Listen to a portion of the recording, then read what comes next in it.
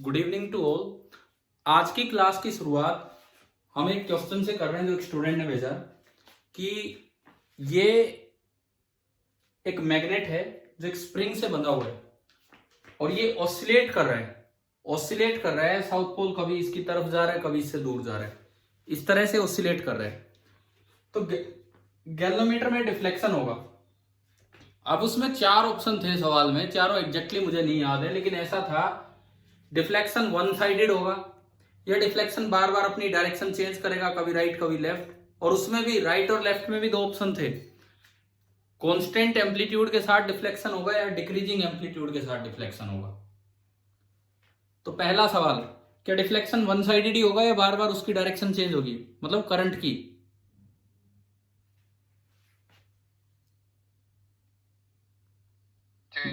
Change होगी, क्योंकि south pole approach करेगा तो उसको रोकने के लिए बनेगा साउथ, नीचे नॉर्थ। लेकिन जब साउथ दूर जाएगा तो दोबारा उसको रोकने के लिए यहां नॉर्थ बन जाएगा। यानी कि बार बार इसमें क्या होगा, नॉर्थ और साउथ इंटरचेंज होते चलेंगे। और अगर नॉर्थ और साउथ इंटरचेंज होंगे तो ये भी बार बार करंट की डायरेक्शन चेंज होती रहेगी। एक तो ये आ गया। अब दूसरी बात, उसमें ऐसे दो ऑप्शन थे कि जो डिफ्लेक्शन इधर उधर हो रहा है उसका एम्पलीट्यूड टाइम के साथ कांस्टेंट रहेगा या उसका एम्पलीट्यूड डिक्रीज करता चलेगा टाइम के साथ। ये था उसमें। क्या होगा, देखो भाई, एनर्जी कंजर्वेशन आप इसका जवाब दे सकते हो। शुरू में जब ये ऑसिलेट कर रहा है तो इसके पास है काइनेटिक एनर्जी, ब्लॉक के पास है काइनेटिक एनर्जी, मैग्नेट के पास। लेकिन इसके ऑसिलेशन की वजह से यहां पे आ गई इलेक्ट्रिकल एनर्जी। तो कहीं से एनर्जी जनरेट तो हुई नहीं है, यही काइनेटिक एनर्जी कन्वर्ट हुई है इलेक्ट्रिकल एनर्जी में। इट मींस कुछ इसकी काइनेटिक एनर्जी कम होती चलेगी और धीरे धीरे जब करंट फ्लो करेगा तो यहाँ हीट लॉस भी होगा वायर में, तो I2R लॉस के रूप में एनर्जी बाहर नष्ट होती चलेगी। इसका मतलब अल्टीमेटली कम क्या हो रही है भाई, शुरुआत कहां से हुई, ये काइनेटिक एनर्जी कन्वर्ट हो रही है इलेक्ट्रिकल में और इलेक्ट्रिकल कन्वर्ट होती जा रही है हीट लॉस में। तो अल्टीमेटली धीरे धीरे काइनेटिक एनर्जी कम होती जा रही है। काइनेटिक एनर्जी कम होती चलेगी तो उसकी स्पीड कम होगी। और हमने पढ़ा था एक कॉइल के पास मैग्नेट तेज लाओगे तो डिफ्लेक्शन ज्यादा होता है और मैग्नेट धीरे लाओगे तो डिफ्लेक्शन कम होता है। पढ़ा था कि नहीं पढ़ा था, बताओ। हाँ जी, EMI में जब एक्सपेरिमेंटल स्टडी में ये चीजें की तो पढ़ा था ये वाला पॉइंट जो मैं बता रहा हूं अभी। Yes sir. तो इसका मतलब जब इसकी काइनेटिक एनर्जी कम होगी तो इसमें करंट कम होगा, तो गैल्वेनोमीटर में डिफ्लेक्शन भी कम होगा। हाँ जी, जिस भी बच्चे ने सवाल पूछा था क्या उनको समझ में आ गए? Yes sir. ठीक है, और कोई डाउट है? इसी सवाल की मैं बात कर रहा हूं, इसमें कोई और डाउट हो तो पूछिए आप इस सवाल से रिलेटेड। नहीं तो मैं चलूं, आगे बढ़ूं। अब देखो, इसी EMI को ही हम आगे बढ़ा रहे हैं, थ्रू क्वेश्चन हम आगे बढ़ रहे होंगे। अब एक सवाल मैं आपसे पूछता हूं, जैसे ये एक लूप है, ये कंडक्टिंग लूप है विद नो बैटरी।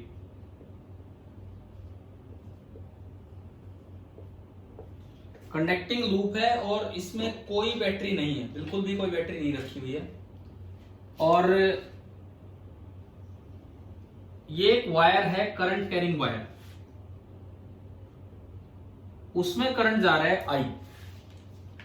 एक वायर है करंट कैरिंग वायर और उसमें करंट जाने लग रहा है I। आपको यह बताना है कि मैं तीन क्वेश्चंस दूंगा, आपको इंड्यूस्ड करंट की डायरेक्शन बतानी है। Find the direction of induced current in the loop if, तीन पार्ट है। पहला पार्ट I इज कांस्टेंट, दूसरा part I is increasing with time, I time के साथ बढ़ता जा रहा है, and third part I is decreasing with time. चलिए ये वाला सवाल हम देखते हैं। क्वेश्चन आपको नजर आ ही रहा है बोर्ड पे।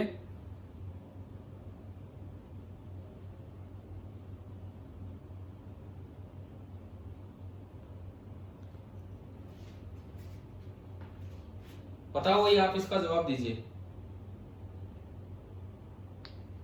सेकंड में क्लॉकवाइज, थर्ड में एंटी क्लॉकवाइज और फर्स्ट में 0। देखो इन्होंने जवाब दिया, शायद निशांत आप दे रहे हो जवाब?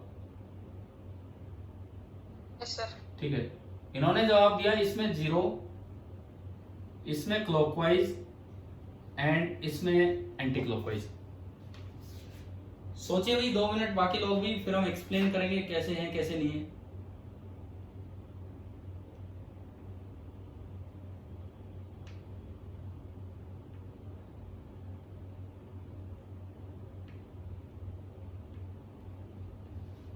देखो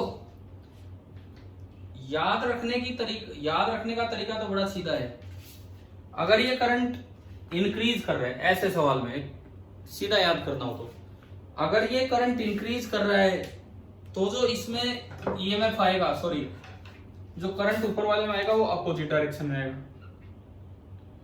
इंक्रीज कर रहा है तो बिल्कुल इसके पास वाले पॉइंट पे देखो, बिल्कुल इसके पास वाले पे। ये तो मैं आपको डायरेक्ट याद करना सिखा रहा हूं। आप जो करंट यहां दिखा रखा है बिल्कुल उसके पास वाले पॉइंट पे देखिए।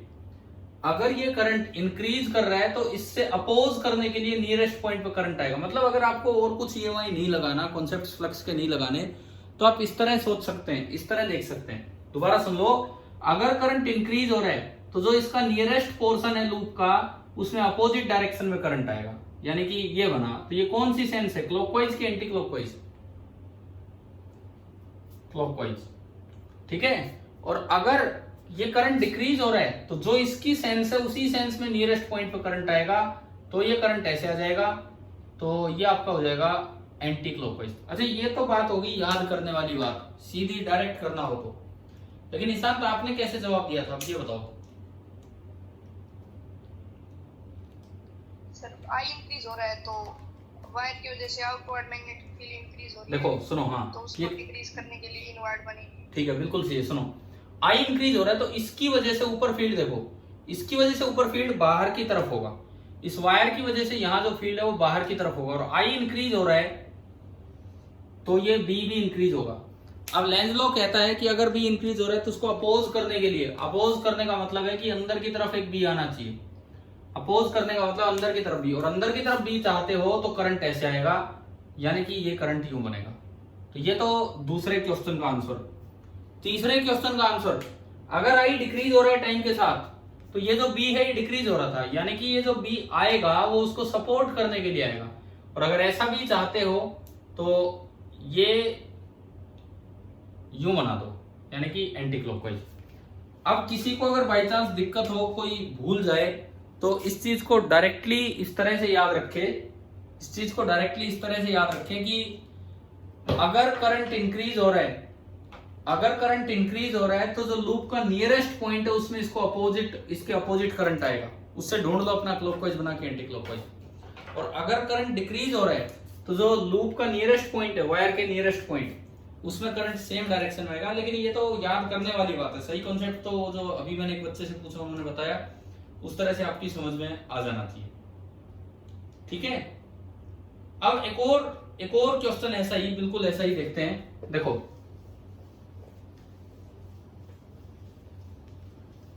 मान लो 2 रिंग है, 2 पैरेलल रिंग है। सपोज इस पर करंट को इंक्रीज या डिक्रीज नहीं करवा रहे हम। 2 पैरेलल रिंग्स हैं, एक ये रिंग है और एक ये रिंग है। ये फिक्स है अपनी जगह पे और ये मूवेबल है, और इसमें एक बैटरी लगा रखी है, वेरिएबल बैटरी, जिससे इसका करंट चेंज होता चलता है। ये है। अब मेरा सवाल ये है कि अगर इस रिंग को मैं डिस्प्लेस करूं इधर की तरफ, ये इसकी तरफ आती है, तो बताओ उसमें करंट इंड्यूस। अच्छा पिछले में एक चीज मैं बताना भूल गया, एक क्वेश्चन और था। अगर करंट कांस्टेंट होगा तो ऊपर वाले में फ्लक्स कांस्टेंट हो जाएगा, क्योंकि करंट की वजह से, स्ट्रेट वायर की वजह से ऊपर बी कांस्टेंट है, और बी कांस्टेंट है तो फ्लक्स कांस्टेंट है, और फ्लक्स कांस्टेंट है तो इसलिए कोई ईएमएफ इंड्यूस नहीं होगा, इसलिए उसका करंट जीरो आएगा। अब इसमें आपको बताना है ऑब्जर्वर इधर है, क्योंकि ऐसे में क्लॉकवाइज एंटी क्लॉकवाइज बताने के लिए ऑब्जर्वर चाहिए। ऑब्जर्वर इधर है, बताओ जैसे ये वायर मूव कर रही है दूसरी वायर में, दूसरे लूप में करंट कैसे इंड्यूस होगा, इस बात का जवाब दीजिए।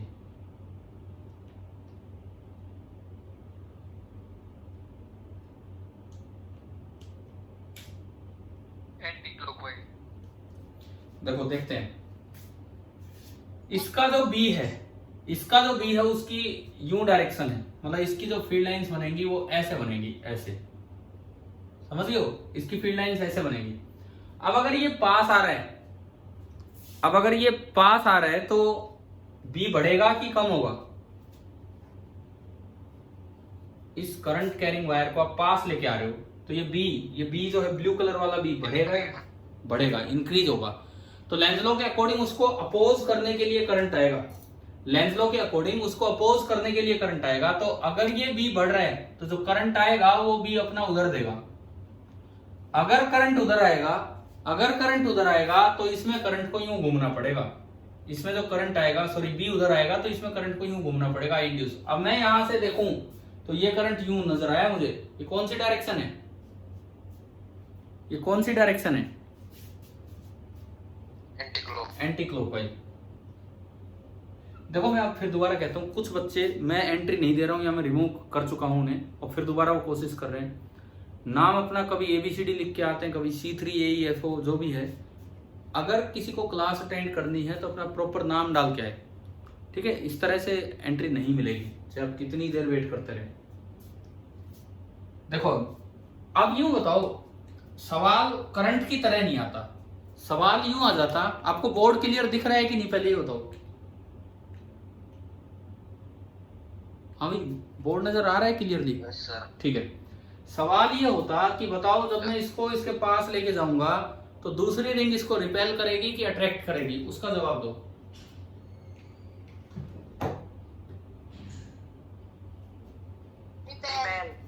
रिपेल क्यों, किस तरीके से देखा आपने? एंटी पैरेलल करंट है। हाँ देखो, ये ऐसे है और ये उल्टा है, जब यूं देखोगे तो इसमें करंट उधर जा रहा है और उसमें इधर। तो हमने पढ़ा था parallel currents attract and anti parallel currents repel. और इसको आप लेंस की तरीके से भी देख सकते हो, आप इसको पास ला रहे हो, पास ला रहे हो तो भाई वो पास नहीं आने देगी, दूर ले जाओगे तो दूर नहीं जाने देगी। तो पास ला रहे हो तो वो इस पे जो फोर्स लगाएगी वो कैसा फोर्स लगाएगी? आपका रिपल्सिव फोर्स। समझ में आया?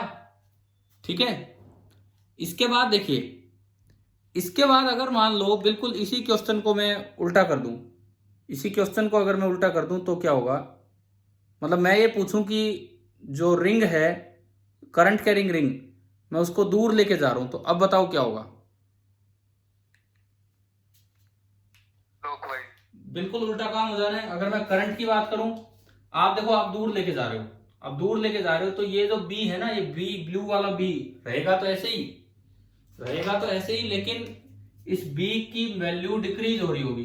तो जो रेड वाला बी आएगा ये सपोर्ट करने के लिए आएगा, सपोर्ट करने के लिए आएगा तो ये करंट ऐसा बनेगा, ये करंट ऐसा बनेगा। अब अगर पूछे अट्रैक्टिव या रिपल्सिव तो उसका आंसर क्या आएगा?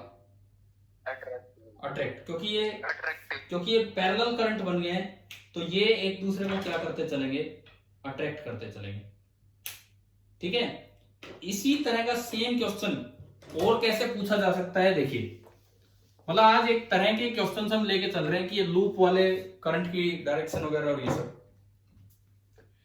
ये एक लूप रखा है, कंडक्टिंग लूप, और मैं इसके पास एक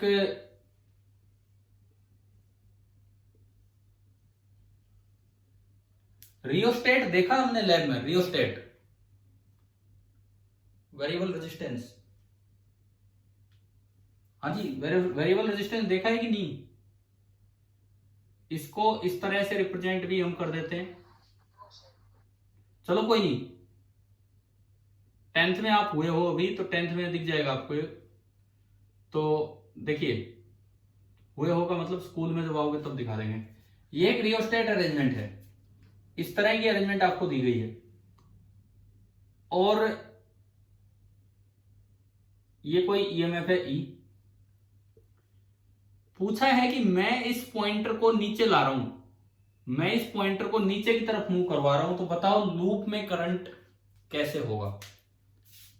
अगर मैं इस पॉइंटर को नीचे की तरफ लाता हूं तो लूप में करंट कैसे होगा, ये आपको बताना है। क्लॉकवाइज की एंटी क्लॉकवाइज।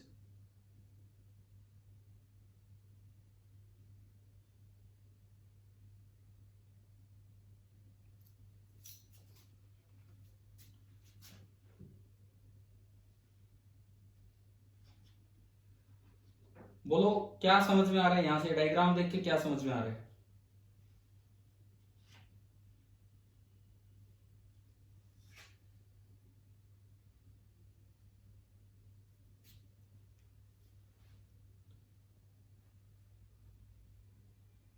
हाँ जी बताओगे क्या समझ में आ रहा है इस डायग्राम से।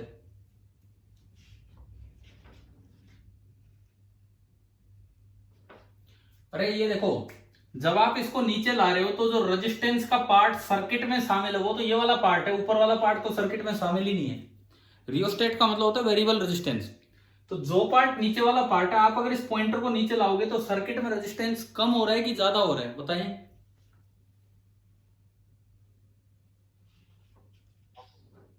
बोलो एक बार जोर से बोलो भाई, सुना इंडिया में। इस क्वेश्चन में जैसे जैसे पॉइंटर नीचे आ रहा है सर्किट का रेजिस्टेंस बढ़ रहा है कि कम हो रहा है। सर्किट में कम हो रहा है। रेजिस्टेंस अगर कम होगा तो करंट क्या होगा, ई बाई आर बढ़ेगा। करंट अगर बढ़ेगा तो उसकी वजह से बी बढ़ेगा। अब देखो ये करंट ऐसे है, ये बैटरी जैसे दिखाई, ये करंट ऐसे, इस करंट की वजह से उधर भी होगा बाहर की तरफ, इस करंट की वजह से जो उधर भी होगा बाहर की तरफ, और वो बढ़ रहा है। अगर वो बढ़ेगा तो लेंज लॉ के अकॉर्डिंग करंट कैसे आएगा, इस तरह आएगा कि उसका बी अंदर बने, और अगर बी अंदर बने तो ये करंट की डायरेक्शन यू बनेगी, और ये आपका करंट आ गया क्लॉकवाइज। तो बताओ रियोस्टेट का यूज समझ में आया क्वेश्चन में, कैसे रियोस्टेट यूज करना है। बोलो भाई बोलो, समझ में आया क्या रियोस्टेट वाला यूज। सर एक बार दोबारा बताते हो। देखो ये एक रियोस्टेट होता है, लिख देता हूं, this is called rheostat. Rheostat में क्या होता है, असल में जो रियोस्टेट होता है लैब में, एक सिलेंडर होता है उसमें, और उस सिलेंडर में रेजिस्टेंस होती है, कई वायर्स यूं लिपटी होंगी। अब मान लो आपने एक उस पर स्लाइडिंग पॉइंटर है, स्लाइडिंग पॉइंटर आपने एक तो ये सर्किट में शामिल कर रखा है, और एक फिक्स पॉइंटर को सर्किट में शामिल कर रखा है, और इस तरह का सर्किट बना रखा है। तो आप अगर इस पॉइंटर को इधर लेके जाएंगे तो सर्किट में रेजिस्टेंस बढ़ रहा है कि कम हो रहा है, बताओ यहां से देख के। अगर मैं इस पॉइंटर, ये पार्ट है तो सर्किट में रेजिस्टेंस शामिल हुआ है, अगर मैं इधर लेके जाऊंगा तो लेंथ कम हो रही है, तो रेजिस्टेंस जो सर्किट में इंक्लूड है वो बढ़ रहा है कि कम हो रहा है, जो इंक्लूड किया है हमने, कम हो रहा है ना। तो वही काम यहाँ पे दिखाया डायग्राम में। अब रेजिस्टेंस अगर कम होगा, ईएमएफ वही है, तो करंट होता है ई बाई आर। अगर रेजिस्टेंस कम होगा तो करंट बढ़ेगा, रेजिस्टेंस अगर कम होगा तो करंट बढ़ेगा, और करंट अगर बढ़ेगा तो इस ब्लू कलर की वजह से जो ब्लू बी है वो बढ़ेगा, और ये करंट यूं था तो इसका बी बाहर की तरफ होगा, तो ये बी बढ़ेगा, ये बी बढ़ेगा तो इसको अपोज करने के लिए बी अंदर आएगा, और बी अगर अंदर आएगा तो करंट की डायरेक्शन आपकी होगी क्लॉकवाइज। और दूसरा जो एक छोटी सी बात हमने याद की थी, ये करंट ऐसे है, ये करंट ऐसे और ये बढ़ रहा है, ये करंट ऐसे और ये बढ़ रहा है, तो नियरेस्ट पॉइंट पे जो करंट इंड्यूस होगा वो अपोजिट डायरेक्शन में इंड्यूस होगा, तो ये क्लॉकवाइज है। बताओ रियोस्टेट का यूज समझ में आ गया कैसे है कैसे नहीं, ठीक है। मैं रियोस्टेट के यूज पे एक और क्वेश्चन देता हूं रियोस्टेट का यूज करने के लिए। मतलब आज की क्लास में देखो कॉन्सेप्ट तो हम पहले ही बहुत पढ़ चुके हैं, ये इस टाइप के क्वेश्चंस ले रहे हैं, ईएमआई पे बेस्ड इस तरह के क्वेश्चंस डायरेक्शन से रिलेटेड। मान लो ये एक अरेंजमेंट है, एक करंट कैरिंग अरेंजमेंट है। ये हमने एक करंट कैरिंग अरेंजमेंट बनाई और इसमें करंट, नीचे मैं कोई बैटरी लगा रहा हूं, लेकिन एक रियोस्टेट का यूज जरूर देंगे भाई। ये तो प्लस, ये माइनस, इसका मतलब इसमें जैसे भी जाएगा करंट इस तरह से जाएगा। अच्छा, ये करंट ऐसे है, ये बाहर से यूं फिर यूं,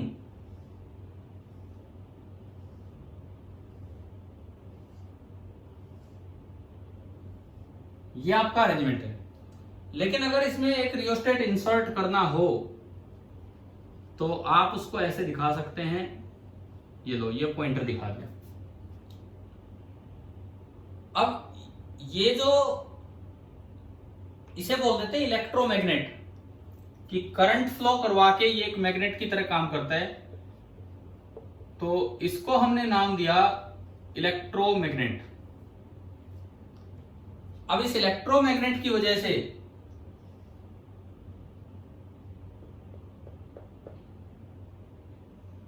ये कोई रिंग है, सपोज ये कोई मेटालिक रिंग है, यहां रखी है, मेटल की रिंग है और ये यहां पे रखी हुई थी।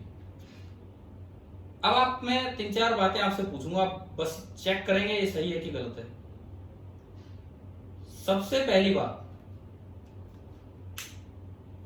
अगर मान लो मैं पॉइंटर को इधर लेके जाऊं, पहली चीज आप सुनिए, अगर मैं पॉइंटर को इधर लेके जाऊं तो ये इलेक्ट्रोमैग्नेट रिंग को रिपेल करेगा।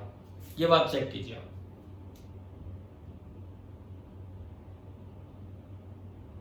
अगर मैं पॉइंटर को इधर लेके जाऊं तो इलेक्ट्रोमैग्नेट रिंग को रिपेल करेगा। ये बात आप चेक कीजिए सही है कि गलत है।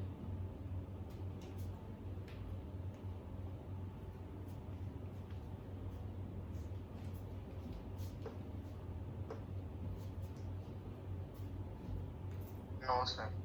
देखते हैं, अब एक बच्चे ने जवाब दे दिया है, अब देखते हैं कि क्या होगा। सुनो, आप इसको उधर लेके जा रहे हैं तो पहली बात बताओ कि सर्किट में इस रियोस्टेट से आपने रेजिस्टेंस बढ़ाया है कि कम किया है?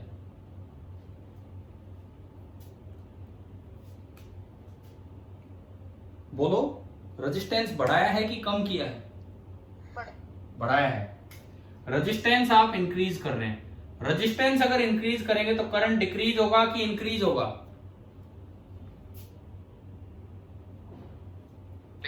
डिक्रीज। करंट डिक्रीज करोगे तो इसकी वजह से बी जो है वो भी डिक्रीज होगा। अब ये इसका बी यूं है, अगर मैं इसमें देखूं तो ये करंट ऐसे आ रहा है, ये सारा करंट ऐसे है, तो इसका जो बी है वो लाइन यूं बनेगी, यानी कि जो बी अप्लाइड है, बी एक्सटर्नल है, वो इधर की तरफ है इस रिंग के लिए, और बी डिक्रीज हो रहा है, बी डिक्रीज हो रहा है। अगर बी डिक्रीज होगा तो उसमें किस तरह से करंट आएगा? इस बी को सपोर्ट करने के लिए कि इस बी को अपोज करने के लिए? सपोर्ट। तो सपोर्ट करने का मतलब है कि उसका बी इंड्यूस भी इधर ही होना चाहिए। अगर बी इंड्यूस इधर चाहो, इस बार मैंने रेड कलर से तो बी अप्लाइड दिखा दिया और ब्लू कलर से बी इंड्यूस, अगर ये इधर चाहते हो तो ये करंट यूं बनेगा और ये करंट यूं बना। अब बताओ ये आई इंड्यूस, ये पैरेलल है इसके लिए कि एंटी पैरेलल है? पैरेलल। और पैरेलल करंट क्या करते हैं? एक दूसरे को अट्रैक्ट। ठीक है, तो यानी कि ये जो है ये इसको अट्रैक्ट कर रहा होगा। अब सुनो, इसमें 4 ऑप्शन कैसे बना के दिया जा सकता है। जैसे पहला ऑप्शन,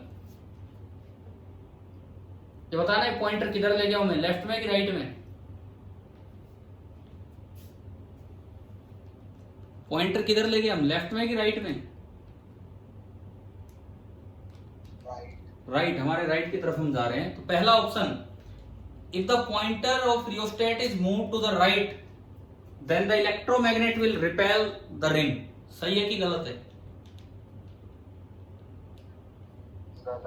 गलत। दूसरा option, whether the pointer is moved either towards right or towards left, the ring will not experience any force.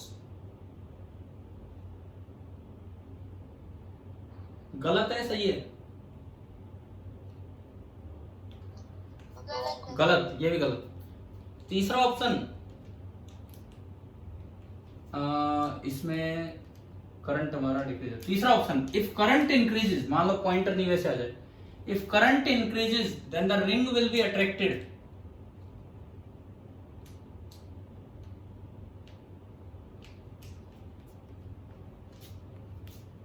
अच्छा मान लो इसकी तरह बोलूं मैं, if current decreases then the ring will be attracted.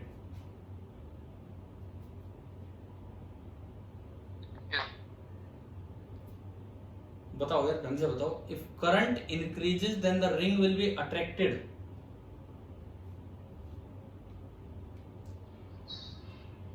क्या आ रहा है, क्या समझ में हो क्या रहा है? अगर सही ऑप्शन की बात करें तो मैं लिख देता हूं कि if pointer is moved, 4 option कैसे भी बना के दो, if pointer is moved towards right, या फिर यूं लिखा हो कि if current is decreased,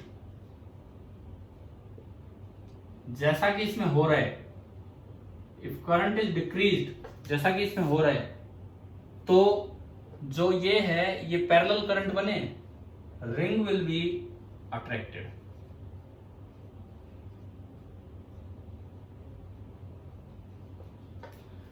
ring will be attracted.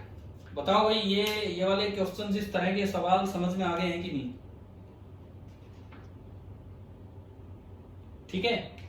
अब देखो एक और चीज जो आज निशांत ने ही थोड़ा डिस्कस किया था, आपको बता देता हूं। जैसे क्या होता है कि हम अभी फ्लक्स का ग्राफ बनाएं और मैग्नेटिक फ्लक्स का ग्राफ ऐसा दे रखा हो, मैग्नेटिक फ्लक्स का ग्राफ टाइम के साथ ऐसा दिया हो, ये 3 आपके इंटरवल हैं, T1 T2 T3, यहां तक ये पूरा टाइम हो गया T3। अच्छा, इसके कोरस्पॉन्डिंग जब हम ईएमएफ का ग्राफ बनाते हैं तो ईएमएफ का ग्राफ कुछ ऐसा बनता है कि जब ये बढ़ रहा है तो ईएमएफ इसको अपोज करने के लिए, मान लो मैंने वो नेगेटिव से रिप्रेजेंट किया, कुछ भी ई नोट आया, वो इसकी स्लोप के बराबर होगा। और ये स्ट्रेट लाइन है तो इसकी स्लोप कांस्टेंट है, स्ट्रेट लाइन है तो इसकी स्लोप कांस्टेंट है। जब यहां बीच में देखोगे तो इसकी स्लोप 0, d∅dt 0, तो ये ग्राफ ऐसा आएगा। और फिर ये स्लोप नेगेटिव है तो ईएमएफ पॉजिटिव हो जाएगा और ये ग्राफ ऐसा आएगा। अब देखो ये ग्राफ ना इस तरह से मिल जाता है बुक्स में, ये टाइम T1, ये टाइम T2 और ये टाइम T3। अब एक बच्चे का डाउट था कि एक ही समय पे कई कई ईएमएफ कैसे हो गए हैं। T2 टाइम पे ईएमएफ इतना भी है, इतना भी है और इतना भी है, ऐसे ही T1 टाइम पे दिक्कत है। तो यहां पे फैक्ट क्या है कि जो ईएमएफ होता है, EMF this is given by the slope of flux time graph. अब स्लोप का मतलब होता है कि वो डिफरेंशियल होना चाहिए ग्राफ, उसका डिफरेंशिएशन डिफाइन हो। मैथ्स में +1 क्लास में जाके, या मे भी +1 में आ जाए शायद, वहां पे पढ़ाया जाता है कि किसी भी ग्राफ में जो ये पॉइंटेड पोर्शंस होते हैं वहां टेंजेंट डिफाइन नहीं होती। आप इसको भी टेंजेंट बोल सकते हो, किसी और को भी टेंजेंट। तो इन पॉइंटेड पोर्शंस पे जैसे T1 और T2 पे ये जो मैग्नेटिक फ्लक्स है, this is non differentiable, this is non differentiable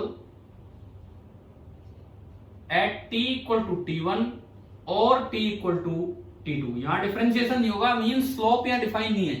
तो अगर मैं ईएमएफ की बात करूं तो ईएमएफ जो इंड्यूस हुआ है, दिस इज नॉट डिफाइंड, हम बता नहीं पाएंगे वो कितना है at T equal to T1 and at T equal to T2। आप उससे जस्ट पहले बता सकते हो, आप उसके जस्ट बाद बता सकते हो, लेकिन बिल्कुल उस समय नहीं बता सकते हो, क्योंकि ईएमएफ मिलता है फ्लक्स टाइम ग्राफ की स्लोप से, और इन कोनों पे, इन पॉइंटेड कॉर्नर्स पे कभी भी वो कभी भी डिफरेंशिएशन डिफाइन नहीं होता, यानी कि उसकी स्लोप डिफाइन नहीं होती।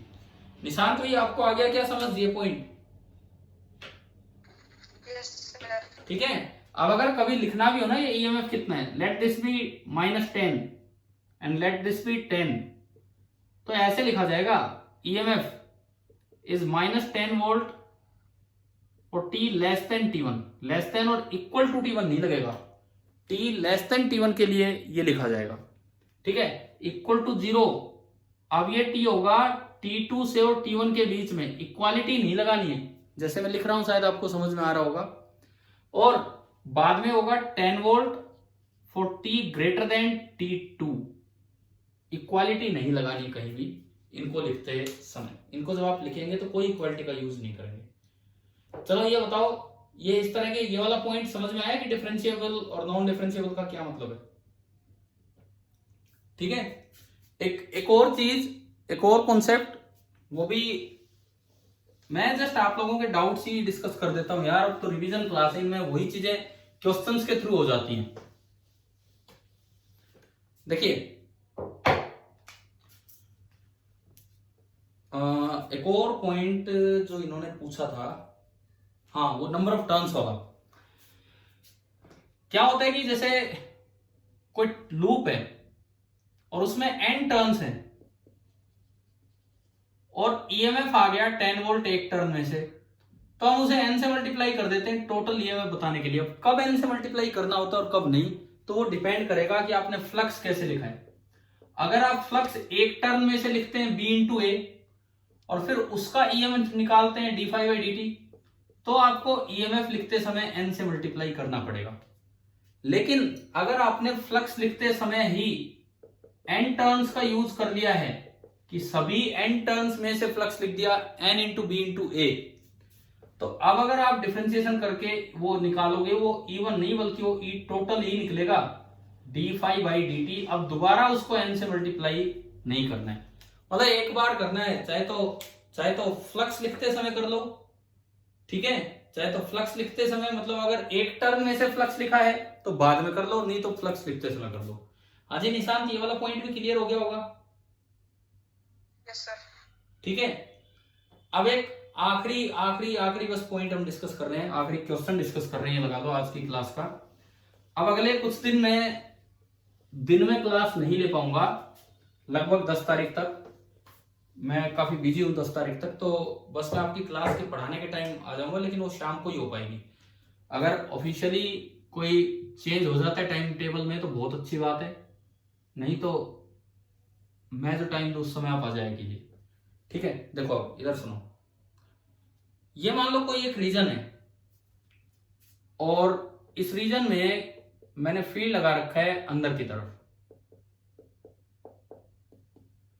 ये कोई एक इलाका है और इसमें फील्ड लगा रखा है अंदर की तरफ।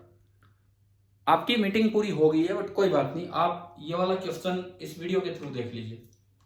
ये फील्ड लगा रखा है अंदर इसमें इस तरह से, ठीक है, और एक कंडक्टिंग लूप है, उसको आप लेफ्ट से राइट की तरफ लेके जा रहे हो। ये फील्ड यूनिफॉर्म है, ये जो बी है दिस इज यूनिफॉर्म, और एक कंडक्टिंग लूप है और आप इसको लेफ्ट से राइट की तरफ लेके जा रहे हैं, इधर से उधर लेके जा रहे हैं, ये है। तो आपको ये बताना है कि इसमें करंट कैसे इंड्यूस होगा, इसमें करंट कैसे इंड्यूस होगा। तो आप सोचेंगे, अब क्योंकि आप लाइव तो है नहीं तो कोई नहीं, मैं बता देता हूं कि किस तरह से होगा। जब ये बाहर है तो कोई करंट इंड्यूस नहीं होगा। जिस वक्त ये एंट्री लेने लगेगा, फ्लक्स बढ़ेगा तो उसको अपोज करने के लिए करंट आएगा। अपोज करने का मतलब ये क्रॉस है तो वो डॉट आएगा, डॉट का मतलब करंट आना स्टार्ट हो जाएगा एंटी क्लॉकवाइज। फिर जब ये इसके बीच में से चलेगा तो फिर जीरो। फिर जब ये बाहर निकलने लगेगा तो फ्लक्स कम हो रहा है तो इसको सपोर्ट करने के लिए आएगा। सपोर्ट का मतलब क्लॉकवाइज ही इस तरह से ही बनेगा। तो अब जो करंट आएगा this will be clockwise, and फिर फाइनली जब ये फिर बाहर हो चुका है तो अगेन आई जीरो, इसमें भी आई जीरो, इसमें भी आई जीरो। तो मतलब इस तरह से कैसे भी ऑप्शंस बना के आपको दिए जा सकते हैं। तो आप ये चीजें पढ़ते रहिए, अपना रिवीजन करते रहिए, जो डाउट्स आए भेजते रहे। ठीक है, मैं जब भी जैसे भी समय मिलेगा आपको बताता रहूंगा। Thank you.